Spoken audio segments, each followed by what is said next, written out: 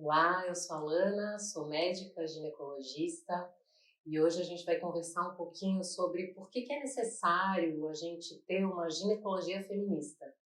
É muito comum que a gente escute das pessoas como elas se sentem inadequadamente tratadas e atendidas nas suas relações e interações com a medicina. Isso se dá por uma série de motivos históricos e sociais que a gente ainda vai abordar, mas hoje eu queria falar um pouquinho sobre como é possível ter acesso, ou como a gente deveria ter acesso a um atendimento que seja focado mais nas necessidades das pessoas do que naquelas crenças e tradições que convencionalmente formulam e formatam a ginecologia. Uma ginecologia feminista, ela seria pautada por, primeiro, um cuidado livre de dano com a incorporação adequada de tecnologias, sem a realização de exames e de tratamentos que não sejam adequados, com uma adequada informação sobre os riscos que esses exames e procedimentos podem causar, e também favorecendo um acesso às pessoas a esses exames e tecnologias, porque a gente vive uma real desigualdade, um paradoxo. Enquanto pessoas de camadas populares, pobres, negras, não têm acesso a exames básicos, as camadas médias sofrem de um excesso de realização inadequada de muitos exames e procedimentos que podem levar a dano. O segundo ponto seria a contribuir para a construção de autonomia e conhecimento de si. Então, a consulta ginecológica, ou com um médico de família, uma médica de família numa unidade básica de saúde, deveria ser um momento para contribuir para a construção de conhecimento de si, através da tradução de fisiologia, através da tradução de evidências científicas, porque isso é que vai contribuir para a construção de autonomia das pessoas, para que elas deixem de ser alienadas com relação ao seu próprio corpo.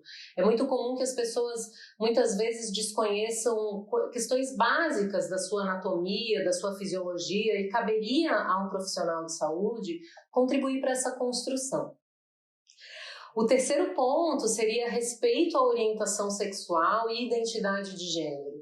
A gente vive uma sociedade muito moralista, muito preconceituosa, e as pessoas se ressentem muito disso quando vão a consultas médicas e não são respeitadas enquanto pessoas. E uma ginecologia feminista, ela deve prezar pelo respeito à orientação sexual e à identidade de gênero, contribuindo para que essas pessoas possam ter acesso à saúde de maneira integral, não só no que diz respeito às suas sexualidades, mas à sua saúde como um todo.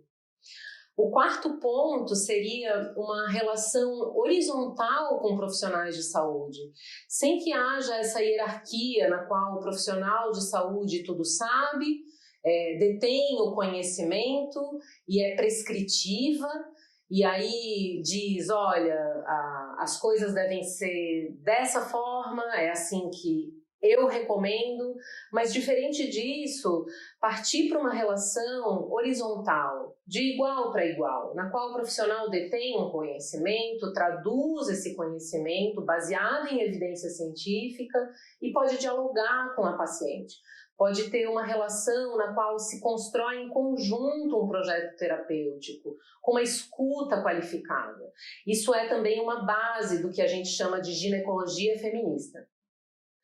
O quinto ponto seria uma defesa irrestrita do SUS, entendendo que o SUS, enquanto projeto, ele é capaz de mudar a sociedade na qual a gente vive, é capaz de transformar a nossa sociedade para que haja mais justiça social. O sexto ponto, mas não menos importante, a gente vai falar de justiça reprodutiva.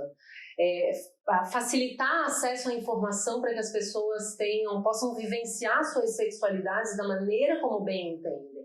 Acesso à contracepção para que possam não engravidar.